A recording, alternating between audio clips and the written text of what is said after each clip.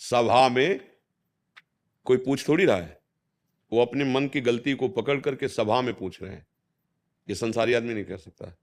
ये अरे कि अब भाई निंदा का विषय है ना, ये अंतर है संसारी और साधक में।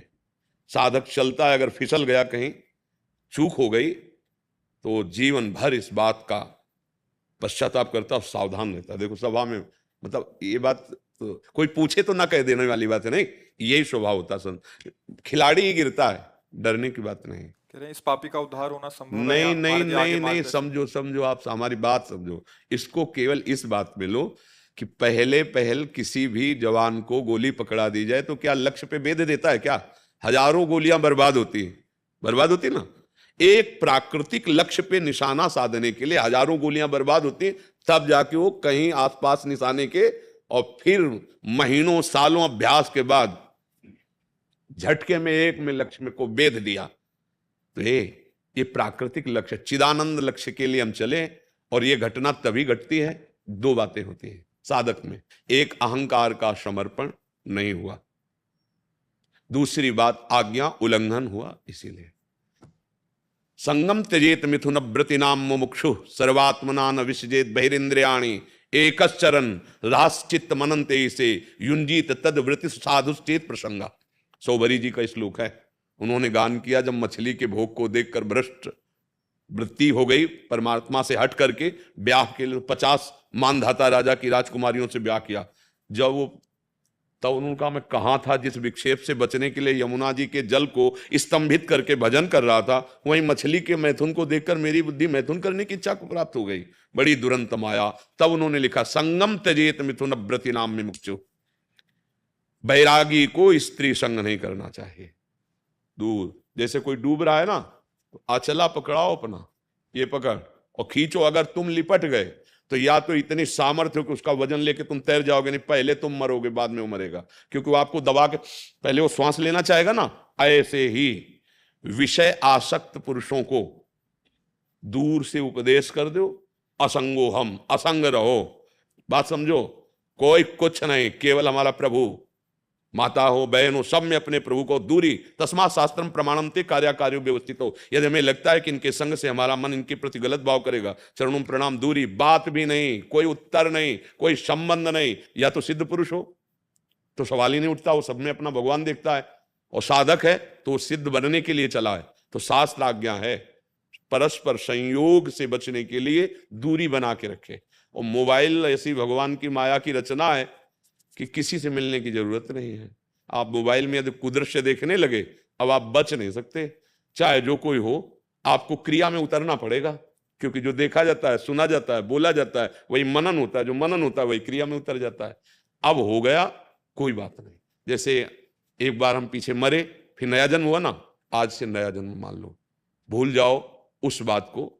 क्योंकि उसका चिंतन जितनी देर करेंगे तो पहले तो क्रिया में हमारा नाश हुआ, अब उसके चिंतन में समय नष्ट करें वर्तमान का, छोड़ो उसे। और जो गुरुमंत्र मिला है, जो नाम मिला है उसको, और जहां से गलती हुई है उस दरवाजे में तो कभी नहीं दिखाई देना, मतलब किसी भी तरह से आस पास उस गलती वाले क्षेत्र में नहीं होना चाहिए, नहीं बच पाओगे। एक बार जो इस दलदल में उतर गया तो कोई सिद्ध ही महापुरुष निकाल दे तो निकाल दे, नहीं तो ये जैसे दलदल में फंसे आदमी की ताकत नहीं निकल सके, वो जितना कोशिश करेगा उतने और धंसता चला जाएगा। तो एक काम भोगी वासना एक ऐसी दलदल है कि बड़े बड़े इसमें वीर फंस गए और घुटने टेक दिए। अगर निकाल सकता है तो सदगुरु जो जीवन मुक्त है, या भगवान। तो भगवान की कृपा भी आपके ऊपर है कि आप अभी अपने मार्ग में हो और बहुत पवित्र हृदय के हो, क्योंकि आपने प्रमाणित किया अपनी बात कह। आप जिससे गलत संबंध हुआ कभी आस पास मत पटकने देना, या आप ना पटकना। और दूसरी बात, जिस गलती से हुआ क्यों आपने संबंध बनाया, जब बैरागी हो, दूर दूर का हिसाब का किताब है, दूर आप अपना भिक्षा लिया, भजन कर रहे हैं। अच्छा, ये प्रवचन करना, उपदेश देना, ये सही पूछो तो सिद्धों का कार्य है। भुना हुआ चना और बिना भुना हुआ चना साथ ही रख दो, एक जैसा नजर आएगा, लेकिन भुने हुए चने में चाहे जितना खाद पानी लगा दो, अंकुरण नहीं होने वाला। ऊसर बरसई तृण नहीं जामा, संत हृदय जिम उपज न कामा।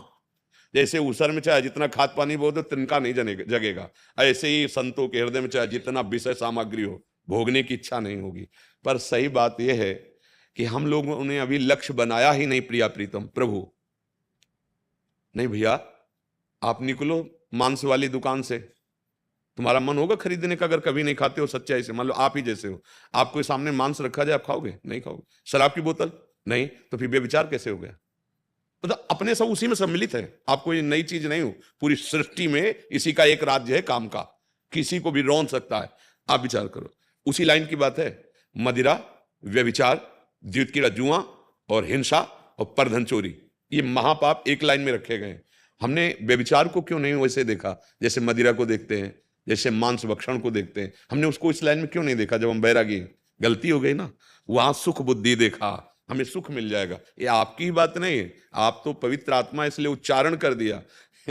यहां उच्चारण किया जाता है पुण्य, और पाप को पी जाते हैं। यही है साधक और संसारी पुरुष में अंतर, कि उससे अगर गलती होगी तो माइक से सभा में पुकार के कहेगा मैं अपराधी, क्योंकि वो निर्मल हृदय वाला है। गलती हो गई, पर गलती तभी हुई, दो एक कारण होते हैं, एक तो अहंकार और दूसरी आज्ञा उल्लंघन। शास्त्र की आज्ञा उल्लंघन, संतों की आज्ञा का उल्लंघन, और अहंकार। कीन होएस कबहूं अभिमाना, सो खोवंचा कृपा निधाना। देखो, खिलाड़ी के हाथ का गेंद नीचे जाते तो देखा जाता है, पर वो कि उसी क्षण वो ऊपर भी चला जाता है। खिलाड़ी का गेंद कभी नीचे नहीं पड़ा रहता। जैसे ऐसे किया ना और थपक मारी नीचे को, नीचे गया, अब नीचे के बाद जब उछलेगा तो मारा तो अपने गोल पे पहुंच जाएगा। समझ रहे हो? ये थपक मारी हरि ने अहंकार चूर्ण करने के लिए। पवित्र हृदय क्यों ना, हृदय में क्या आया, क्या आया, कितने कृपालु हैं। इसमें भी कृपा देखो, थपक मारा है, अब ये हाथ लग रहा है ऊपर के लिए, अब सीधे अपने लक्ष्य पे, बिल्कुल नहीं, ना पश्चाताप और ना दोबारा वृत्ति का। अब जो मंत्र मिला उत्साह होकर के, भैया आपने नहीं किया। देखो, संसारी पुरुष का बात अलग, साधक आपके मन में तन्मयता आपने की, ये सबसे बड़ी गलती है, और मन की गलती। अब इसको सुधारो। व्रत, संयम, निरंतर नाम जप, असंग, किसी से कोई मतलब नहीं, माधुकरी भिक्षा से शरीर का पोषण, ना मिले तो उपवास, कई कई दिन भोजन नहीं मिला। अभ्यास तो ऐसा किया जाता है ना, मतलब पूरी खीर मिल गई तो खा के देखा, भजन चक्र चल रहा है। भूखे रह के देखा, भजन चक्र चल रहा है। बहुत सर्दी है, कष्ट सह के भजन, बहुत कंबल ओढ़ के तो भजन। हमें भजन का अभ्यास ऐसे करना जैसे आर्मी वाले, पहाड़ में, बर्फ इलाके में, ऐसे में हर जगह, कीचड़ में, नदी में, कैसे जवान को हर तरह से तैयार किया जाता है, ऐसे हमको तैयार। भजनानंदी कोई साधारण, ये तो यहां सामने प्राकृतिक योद्धाओं से लड़ना है, हमको तो माया के योद्धाओं से लड़ना है। काम, क्रोध, लोभ, मोह, मद मत्सर, और संसार में कोई हमें साथ देने वाला नहीं। हमें कौन साथ देने वाला है बताओ? काम, क्रोध, लोभ, मोह को बढ़ाने वाले मिलेंगे साथी, मिटाने वाले थोड़ी मिलेंगे। कि हम तुम्हें साथ देते हैं, हम तुमसे प्यार करते हैं, फंसा करके वृत्तियां हमारी काम में आ जाएंगी, ममता में आ जाएंगी, मोह में आ जाएंगी, और हमको इनसे हटना है। एकमात्र अकेला साधक पूरे संसार में है, और गुरु के वचन और भगवान का नाम, यही उसको संपूर्ण संसार से विजय। बहादुर हो, कुछ नहीं बिगड़ा, राधा राधा राधा, आगे कदम बढ़ाओ, जीवन थोड़ी बर्बाद करना है, कुछ नहीं। मन की गलती से हो गया, अब उसका मतलब ये नहीं कि दोबारा भी हो जाए। अवलो नुशानी अब ना नहीं, आज तक किया, अब हो गया जो हुआ। आज से मान लो कि आपने सच्चा वैराग्य धारण किया है, पीछे वैराग्य के अभ्यास में थे। जैसे होता है ना कि आर्मी का अभ्यास घर में नहीं करते क्या बच्चे? दौड़ना, उछलना, कूदना, सब अभ्यास करते हैं, फिर जाके वहां भर्ती होते हैं। आज से मान लो कि आप सच्चे वैरागी, अब काछ वाछ मन निश्चल राखे, धन धन जननी तेरी रे। लंगोटी का पक्का, वाणी का पक्का, मन का पक्का, मर सकता हूं लेकिन गलत नहीं कर